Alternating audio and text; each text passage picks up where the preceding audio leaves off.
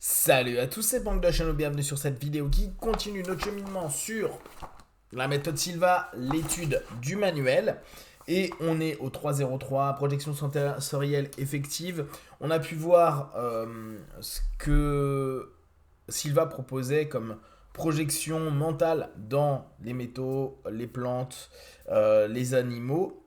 Et aujourd'hui, je voulais juste parler de la création subjective du laboratoire, qui est un élément que je trouve particulièrement intéressant, voire même, et ça il faudra que je vérifie tout à l'heure avec Lee, de mémoire, Silva, dans certains de ses propos, expliquait que le niveau de laboratoire était un niveau en tant que tel.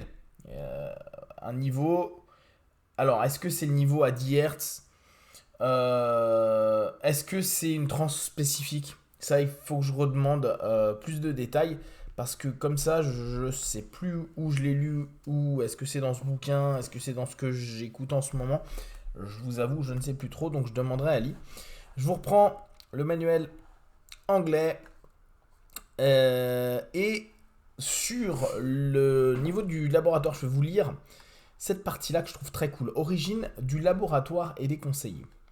L'idée du laboratoire et des conseillers est venue à José Silva au fur et à mesure de ses recherches. Il a découvert que les gens fonctionnaient plus facilement dans la dimension subjective s'ils faisaient semblant d'être dans un environnement similaire à la dimension physique, quelque chose auquel ils sont habitués et qu'ils savent utiliser. C'est ainsi qu'est né le laboratoire avec un mobilier et des outils permettant de corriger les problèmes. Donc, l'idée, pour les personnes qui font de l'hypnose, de l'auto-hypnose, très souvent, vous pouvez créer des zones de confort, qui sont des zones où en fait vous amenez votre partenaire et en général ils se sentent plutôt bien et ils peuvent carrément construire un monde. Je me souviens, moi, au tout début de ma pratique régulière avec des partenaires, vu que j'étais encore dans une démarche à me dire faut pas que les partenaires sortent de transe en ayant vécu des émotions qui soient trop turbulentes, etc., etc. Je faisais dans un premier temps créer une zone de confort. Une zone de confort qui devenait la zone dans laquelle je leur demandais quotidiennement de retourner en transe et de développer différents aspects. En somme, c'était un laboratoire avec des espaces. Là, en l'occurrence, le laboratoire, il va... C'est vous qui allez le créer avec vos propres logiques, vos propres concepts. Et vous allez faire tout le boulot que vous connaissez jusqu'à présent, donc tout ce que vous avez pris en 2.02, les écrans mentaux, vous pouvez le faire là. Les miroirs de l'esprit, vous pouvez le faire là.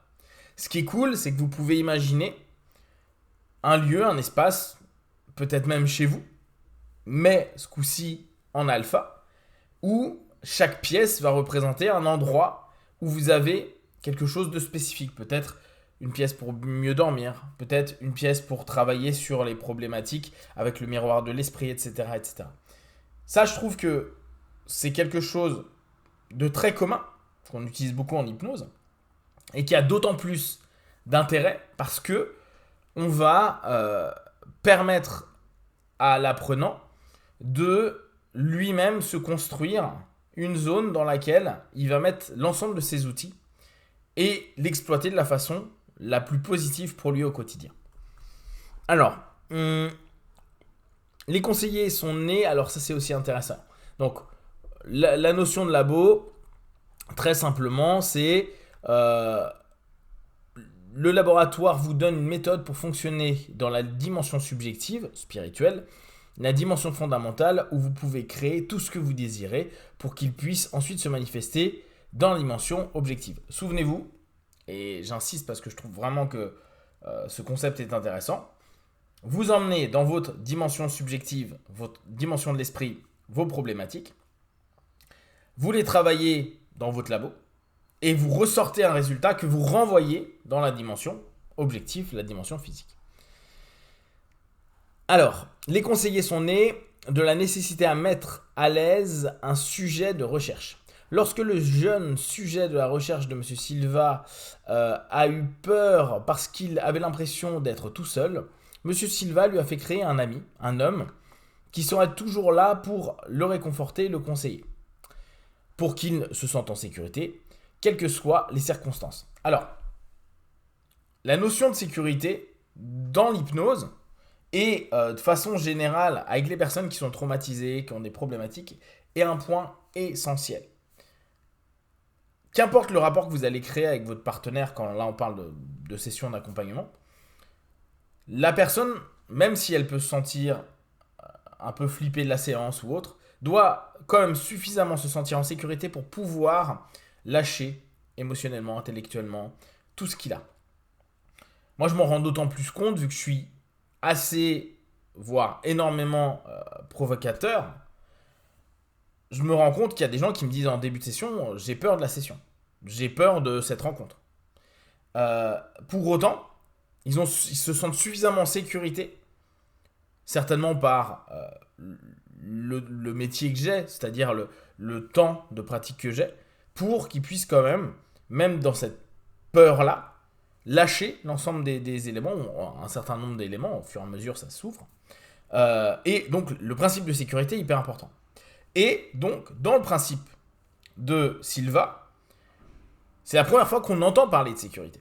Et je trouve que c'est d'autant plus intéressant de dire, j'y mets un élément, une personne qui va me sécuriser. En l'occurrence, vous voyez, dans un premier temps, c'est un homme.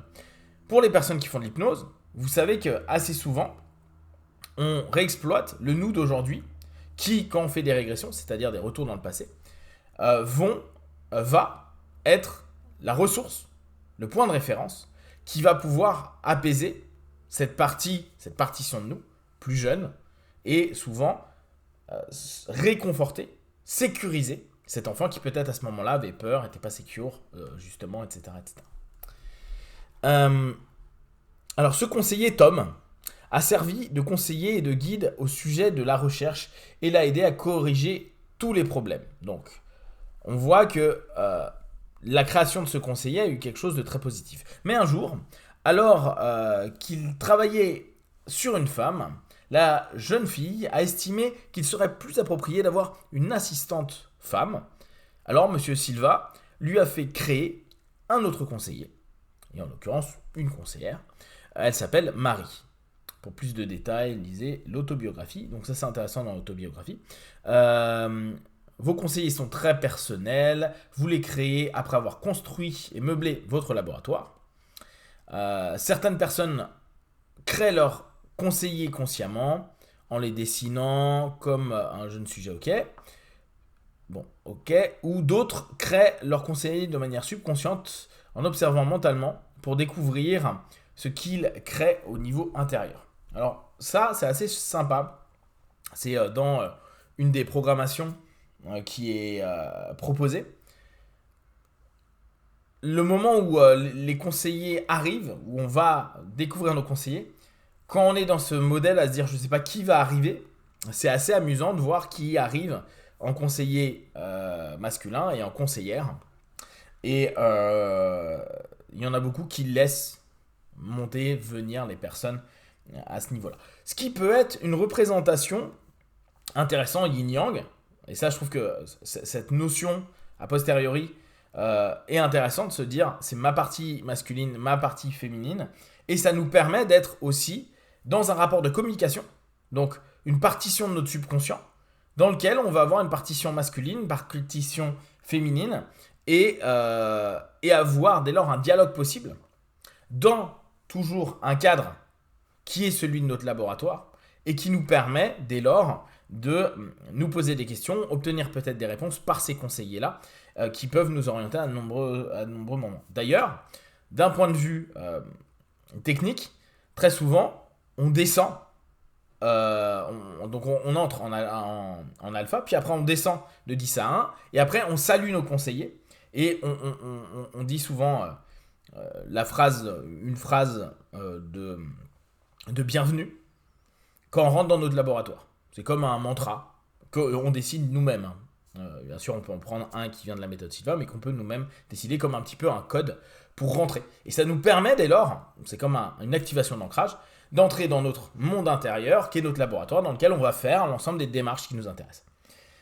Moi, je trouve ce principe-là de labo hyper classique, connu et c'est très très cool à réexploiter, surtout avec l'ensemble des outils que vous avez par la méthode Silva et tous les autres outils que vous connaissez dans les autres méthodes ou l'auto-hypnose.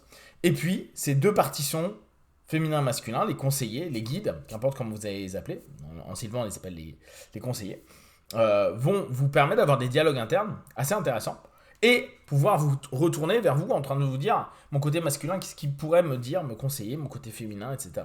Cette sensibilité, je le place où, quand, comment, et se poser et faire des dialogues internes particulièrement intéressants. On en reparlera davantage avec Lee, je sais qu'elle aime beaucoup labo et conseiller. Je pense qu'elle aura plein d'exemples sympas à vous donner. N'hésitez pas, si vous ne connaissez pas, à vous créer un labo. Si vous faites simplement de l'auto-hypnose, que vous ne connaissez pas Silva, donc un labo, un lieu que vous connaissez, dans lequel vous allez pouvoir, à chaque fois que vous descendez, y mettre un ensemble d'éléments qui vous permettra d'exploiter l'ensemble des techniques que vous connaissez. Et, si vous le souhaitez, des guides, des conseillers pour masculin-féminin, pour travailler aussi avec ces facettes de vous et écouter différents dialogues en vous. Si vous avez des questions et des remarques partagées sur Facebook, YouTube, j'y répondrai le plus rapidement possible. Comme d'habitude, de tout ce que je propose, ne prenez que ce qui est bon et juste pour vous. Testez, observez, analysez et concluez. Bon, ciao.